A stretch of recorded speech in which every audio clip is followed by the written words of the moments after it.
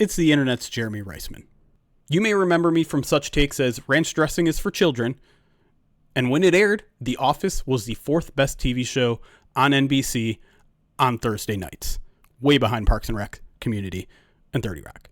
But I'm here to talk to you today about a take I actually got wrong, and that is that running backs don't matter. I don't say this with a gun to my head. I don't say this as a necessity because we raised a lot of money for charity. Okay, that is part of it. I say this with sound mind and all of my heart. Running backs do matter. And before I convince you why and how, I have to convince you of something before that. And that's that the run game matters, because we're constantly told it's a passing league. You got to have your quarterbacks. You got to throw. If you're losing a game, you got to be able to throw the ball and win at the end of the game. Now, I'm not going to sit here and tell you you don't need a franchise quarterback. You need at least a franchise quarterback. You don't need necessarily an elite one, but you need a franchise one. But the run game matters now, maybe more than ever. And I go back to an NFL Live segment, really good one from November 2022, and I'll link to it in the comments here. They brought up a couple of stats that kind of mind-blowing. And here's two of them. Back in 2022, when this aired, the NFL was averaging 11.0 yards per completion. Not per attempt, 11.0 yards per completion. That was the lowest total since 1933, when they were just learning to throw the football. Just learning to throw the football in the NFL. It's actually even lower now. It's 10.7, a record low 10.7 yards per completion. The run game, on the other hand, back then again, 2022, 4.5 yards per carry, the highest in NFL history. Today, just a small step back, 4.4. You remember the days when 4.0 yards per carry was like, oh, that's a pretty good season. Yeah, that's well below average now. If you aren't averaging at least 4.4 yards per carry, you're falling behind. Why is that? Plenty of reasons, right? Defenses are getting faster and smaller to account for spread offenses. Teams are playing more too-high shells, which is taking away the big passes. So now you're nickel and diming teams over the top. Not there. You nickel dime them middle of the field. But with all these fast and speedy guys, they're taking away your tight ends. They're taking away your slot receivers.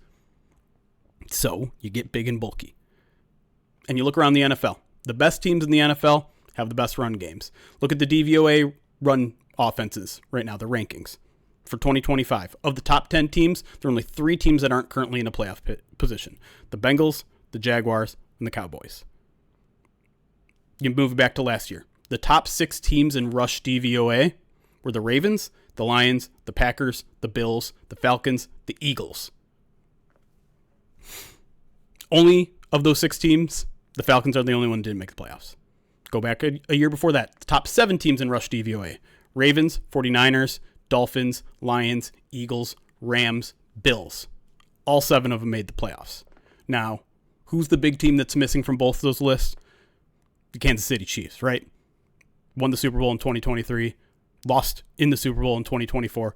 Well, that's proof. All you need is a magician like Patrick Mahomes. Okay, that helps.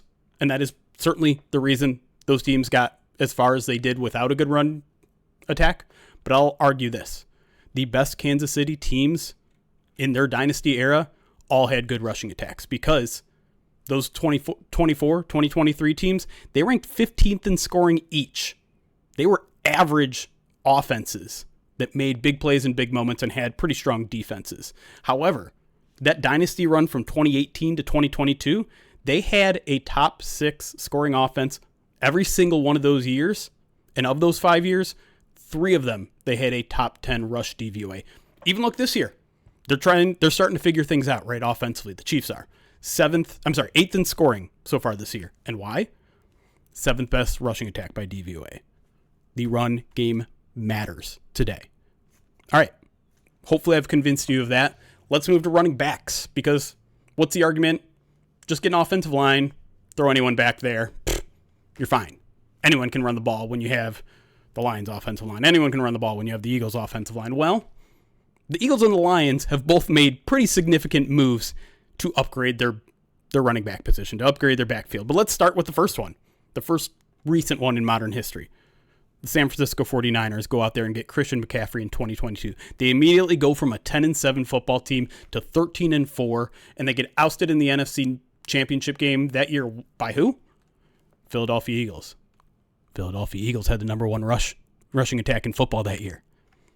Go forward a year, 2023. We don't need to talk about what happened in the NFC Championship game. Relax. But 49ers had the second best rushing attack in football. They go to the Super Bowl. Probably should have won it against a Chiefs team that wasn't that good and kind of just made some big plays in big moments. They lose in overtime. Point being, the 49ers have taken a big step with Christian McCaffrey. They remain a strong contender in the NFC. Who's another team that's made a big move? Baltimore Ravens go out and get Derrick Henry last year. They go from what was Gus Edwards, 810 yards, 13 touchdowns, and 4.1 yards per carry, to Derrick Henry's 1,921 yards, 16 touchdowns, 5.9 yards per carry. The offense goes from 28.4 points per game to 30.5 points per game, up by 2 points per game. Pretty significant. Okay, but they get bounced in the, divisional round? Sure, but that's because, 1, a terrible drop pass, 2, their defense goes from allowing 16.5 points per game to 22.1 points per game. Their defense starts allowing 6 more points per game. Hard to put that one on the offense. Now, I mentioned the Eagles. They go out and get Saquon Barkley last year. They go from DeAndre Swift, who kind of going to take a beating in this video. Sorry, DeAndre. I know you're playing well with Chicago. 1,095 yards, 5 touchdowns, 4.6 yards per carry for Swift with the Eagles in 2023. Oh, that just gets improved to 2,005 yards, 13 touchdowns, 5.8 yards per carry with Saquon Barkley. And must I remind you, all the offensive line is the only thing that matters, people. Barkley did it without Jason Kelce. That offensive line got worse for Philly, and Saquon proved that a good running back can elevate a run game by quite a bit. Now, I don't need, and of course they won a Super Bowl, right? Probably shouldn't skip over that. I don't need to throw a bunch of stats at you about how the Lions upgraded from Swift to Gibbs. Be it team success, be it the number one scoring offense for the past couple of years with Gibbs, not with Swift. But I want to point to one specific one that was kind of eye-opening for me when I found it, because it really shows how an explosive back can change everything. Because in 3 seasons in Detroit, DeAndre Swift rushed for a 20-yard gain a total of 7 times. 7. In 2.5 seasons, not even a full 2.5 seasons, DeAndre Swift has had a 20-yard gain on the ground 28 times. 4 times as much for the math impaired. 4 times as much in fewer games. That's the difference a running back can make. Now let's go to the draft. And I know people probably say I'm saying this because I'm a homer now. The Lions go out there and draft Jahmyr Gibbs, 12th overall, and suddenly you're singing the praises of drafting running backs early. Well, let me take you to what the modern day of football looks like now, because we had an era where it was like, don't draft anyone in the first round. Don't even do it in the second round. Wait till the 3rd, 4th, 5th. Go get your guy late.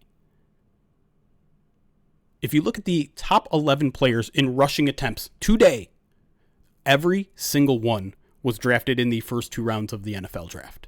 If you look at the top 20 by yards, only 4 were not taken in the first 2 rounds.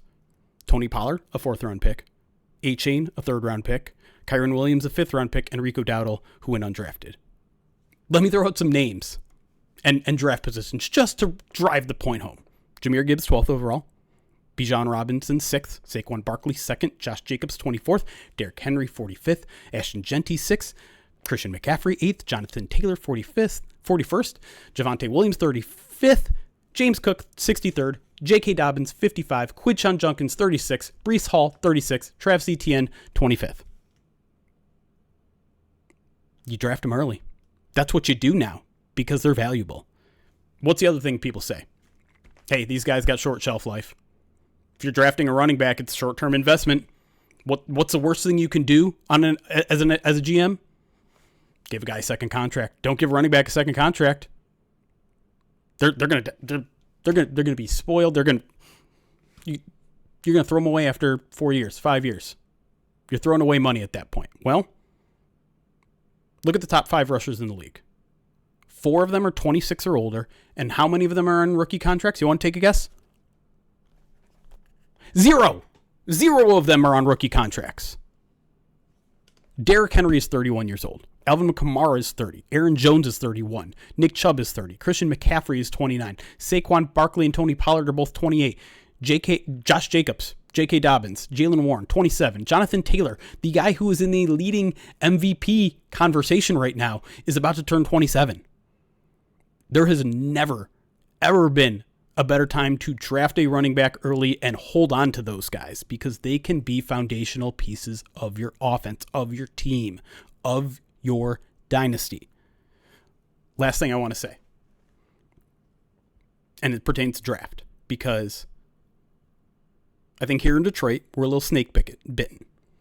They drafted how many running backs in the second round over how many years, and just injury didn't work out. Injury didn't work out. Again, there's never been a better time to draft one early. And it's because of what Brad Holmes is doing. Because the rest of the league, they're stuck on positional value. And PFF did this excellent study this year in 2025. Another thing I'll link in the bio here. They looked at hit rates. And the hit rate for edge, quarterback, corner, and wide receiver all have negative hit rates compared to expectations early in draft. Why? Because people are drafting positions. They're drafting edges that might not be as good as you expect for a late first round pick because they play edge, because they play quarterback, because they play cornerback, because they play wide receiver. But if you just go by the player and not the position, you can get value at running back right now. The hit rate is about even early in the round. But if you drop it to day 2, in day 1, if you drop it to day 2, running backs have a hit value of plus 6.4% over expected, which is third amongst all positions, only behind interior offensive line, which we all know is great on day 2, and safety. So there has never been a better time to draft running backs early. It's paying off for all these teams, not just in terms of yardage, but in terms of overall team success, in terms of overall offensive success. It is the era of the running back. I hate to say it, and I'm going to look straight into the lens of the camera, right down the barrel, and look at 2022 Jeremy Reisman and say, hey, I'm sorry, but running backs do matter.